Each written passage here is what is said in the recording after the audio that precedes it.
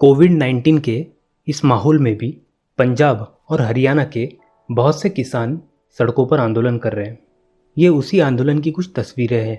इसी के बीच शिरोमणि अकाली दल के लीडर और कैबिनेट मिनिस्टर हरसिमरत कौर बादल, जो कि मोदी गवर्नमेंट में फूड प्रोसेसिंग इंडस्ट्रीज मिनिस्टर रही हैं, उन्होंने रिज़ाइन कर दिया। ये रेजिग्नेशन उन्होंने फार्म सेक्टर्स बिल्स के विरोध में प्रेसिडेंट रामनाथ कोविंद को सौंपा, जिसे बाद में एक्सेप्ट कर लिया गया। तो क्या है ये पूरा विवाद? इस वीडियो में हम लोग इसी को अच्छे से समझने की कोशिश करेंगे।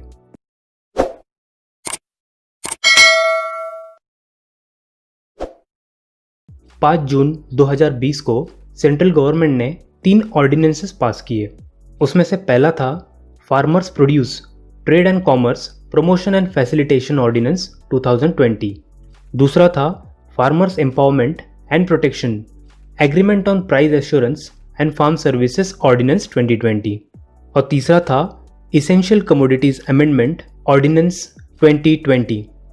इन ऑर्डिनेंसेस को समझने से पहले हम ऑर्डिनेंस क्या होता है इसे समझ लेते हैं। भारतीय संविधान के आर्टिकल 123 के अनुसार जब पार्लियामेंट के दोनों हाउसेस सेशन में ना हो तो प्रेसिडेंट ऑर्डिनेंस पास कर सकता है।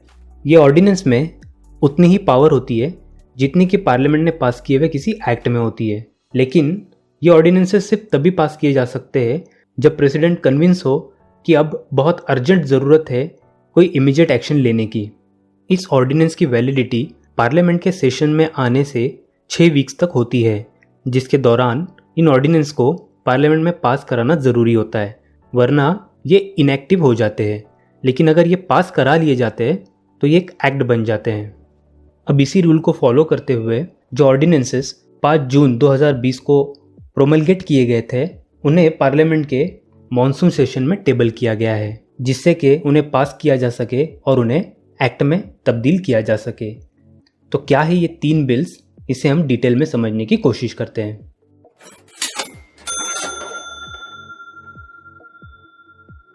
जो पहला बिल है उसका नाम है essential commodities amendment bill 2020। Amendment bill के अनुसार pulses, oil seeds, edible oil, onion, potatoes, इन्हें इसेंशियल कमोडिटीज के लिस्ट से हटा दिया गया है। अब इस कारण से इन प्रोडक्ट्स का स्टॉक करने पर कोई लिमिट नहीं रहेगी और इन प्रोडक्ट्स को फ्रीली खरीदा, स्टॉक किया और बेचा जा सकेगा। लेकिन कुछ एक्सेप्शनल सिचुएशंस में, जैसे war, famine, extraordinary price rise या नेचुरल कैलामिटी में सेंट्रल गवर्नमेंट इन्हें रेगुलेट कर सकती है। हालांकि जो एक्सपोर्टर्स और प्रोसेसर्स होंगे इन पर कोई रिस्ट्रिक्शन नहीं लगेगा। जो दूसरा बिल है वो है farmers empowerment and protection agreement of price assurance and farm service bill. ये बिल कॉन्ट्रैक्ट फार्मिंग को इंट्रोड्यूस करेगा। इससे जो फार्मर्स है वो सीधे अपना प्रोड्यूस बायर्स, एक्सपोर्टर्स या रिटेलर्स को सीधे सीधे बेच पाएंगे। इससे सरकार का ये दावा है कि किसानों को अच्छे से अच्छी प्राइस मिल सकेगी। इसके अलावा जो किसान कॉन्ट्रैक्ट करेंगे ये कॉन्ट्रैक्ट रिटर्न होगा और इसमें जो प्रोड्यूस की कीमतें होने वाली है वो पहले से ही तय होगी, तो किसानों को पहले से ही पता होगा कि उनके प्रोड्यूस का उन्हें कितना पैसा मिलने वाला है। इससे एक फ़ायदा किसानों को ये भी होगा कि जो रिस्क होता है वो अब उनके सर से निकलकर जो बायर है उसके सर पे आ जाएगा। इसके अलावा सरकार का ये भी कहना है कि जो किसान हैं उन्हें कॉन्ट्रैक्टर्स द्वारा अच्छी क्वालिटी के सीड्स, फर्टिलाइजर्स और पेस्टिसाइड्स भी प्रोवाइड किए जा सकेंगे। सरकार के अनुसार इससे ये होगा कि ज़्यादा से ज़्यादा इन्वेस्टमेंट फार्मिंग सेक्टर में आएगी और फार्मिंग सेक्टर को ग्लोबल मार्केट के साथ जोड़ा जा सकेगा। जो तीसरा बिल है वो है farmers produce trade and commerce promotion and facilitation bill 2020। इसमें यह कहा गया है कि फार्मर्स अपना प्रोड्यूस सीधे सीधे किसी को भी और कहीं पे भी बेच पाएंगे, जिससे उन्हें ज़्यादा फायदा मिलेगा। इसके अलावा जो इंटर स्टेट और इंट्रा स्टेट ट्रेड बैरियर्स है उन्हें भी हटाया जाएगा। इस पे सरकार का ये कहना है कि बायर्स के बीच कंपटीशन बढ़ेगी और फार्मर्स को बेहतर रिटर्न्स मिलेंगे। फार्मर्स प्रोड्यूस जो कि सरप्लस में है उसे एक जगह से दूसरी जगह पे बड़े आराम से ट्रांसपोर्ट किया जा सकेगा। इसके चलते एक नेशनल मार्केट, जिसे वन नेशन वन मार्केट की आइडिया भी कहा जाता है, उसे लागू करने में फ़ायदा मिलेगा। लेकिन इस बिल का जो सबसे महत्वपूर्ण हिस्सा है कि किसान अपने उत्पादन को एग्रीकल्चरल प्रोड्यूस मार्केट कमेटी मतलब एपीएमसी मंडी के बाहर बेच सकेंगे, जिससे एपीएमसी का जो महत्व है वो कम हो जाएगा और ओपन मार्केट की सिचुएशन क्रिएट होगी। इस पूरे विवाद में एपीएमसी मार्केट सबसे बड़ा केंद्र बिंदु रहा है। जो किसानों ने आंदोलन किया उसमें उन्होंने मंडी बचाओ ये नारा भी लगाया। तो इसलिए ज़रूरी बन जाता है कि हम एपीएमसी मार्केट को अच्छे से समझ लें। एपीएमसी मार्केट को बनाया गया था इस उद्देश्य के साथ कि जो खरीदार है और किसान है उनके बीच में फेयर ट्रेड हो, किसानों को जो कीमत मिले वो इफेक्टिव प्राइस हो। लेकिन इसका सबसे बड़ा फायदा प्राइस डिस्कवरी का है। प्राइस डिस्कवरी का मतलब ये होता है कि जब भी कोई प्रोड्यूस किसी कीमत पे बिक रहा हो तो ये सब किसानों को पता चल जाता है, जिससे एक ट्रांसपेरेंट और ओपन ट्रेडिंग हमें देखने मिलती है।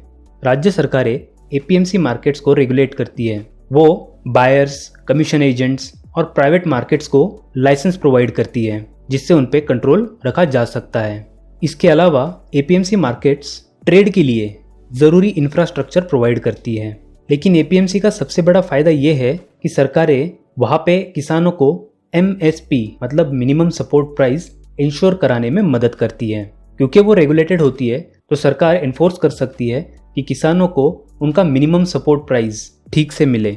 लेकिन इसके बावजूद एपीएमसी मार्केट्स में कुछ खामियां नजर आई हैं। सबसे बड़ी खामी उसकी रही है उनके मिडिलमैन और उनकी लॉबिंग। सारे मिडिलमैन जब लॉबी बना लेते हैं तो वो किसानों को अच्छी कीमत मिलने से रोक लेते हैं और ज़्यादा से ज़्यादा प्रॉफिट अपने जेब में डालने की कोशिश करते हैं। तो ये थे वो आर्ग्यूमेंट्स जो सरकार की तरफ से रखे गए थे।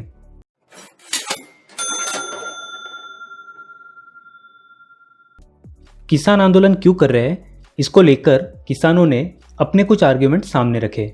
उनका सबसे पहला आर्ग्यूमेंट ये था कि अगर एपीएमसी मार्केट्स को कमज़ोर कर दिया गया या उन्हें हटा दिया गया तो उन्हें मिनिमम सपोर्ट प्राइस मिलना मुश्किल हो जाएगा, क्योंकि एपीएमसी एक लौती ऐसी जगह है जहाँ पे किसानों को मिनिमम सपोर्ट प्राइस मिल पाती है।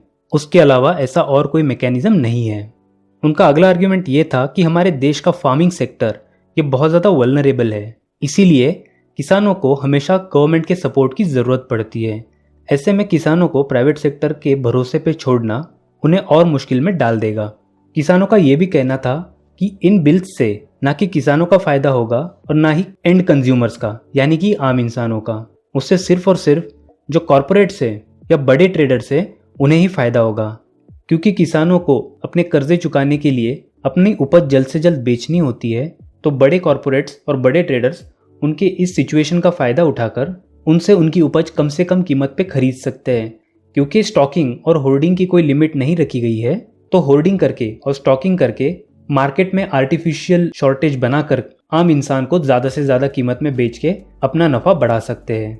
उनका एक आर्ग्यूमेंट ये भी रहा है कि जब किसान में और ख़रीदने वाले ट्रेडर में कोई डिस्प्यूट हो तो उसका जो डिस्प्यूट रेजोल्यूशन मैकेनिज्म है वो कोर्ट के बजाय ब्यूरोक्रेट्स के हाथ में दिया गया है।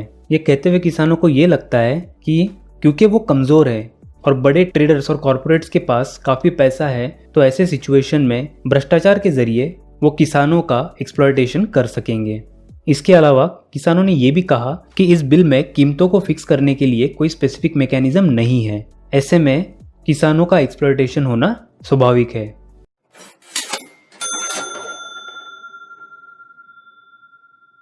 इसके अलावा भी ऑपोजिशन ने कुछ इश्यूज को रेज किया है। जैसे सब में पहले तो उन्होंने ये कहा कि एग्रीकल्चर और मार्केट ये स्टेट सब्जेक्ट्स है। ऐसे में बिल्स के कुछ प्रोविजंस इन सब्जेक्ट्स को एनक्रोच कर रहे हैं, ये अनकॉन्स्टिट्यूशनल हैं।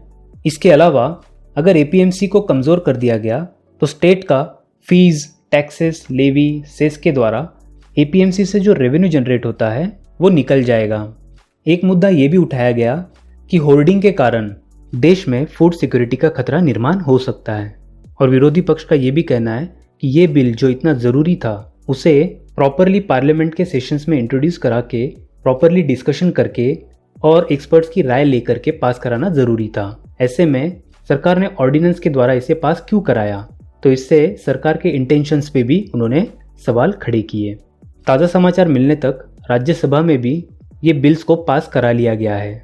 इससे पहले 17 सितंबर को ये बिल्स लोकसभा में भी पास हो चुके थे।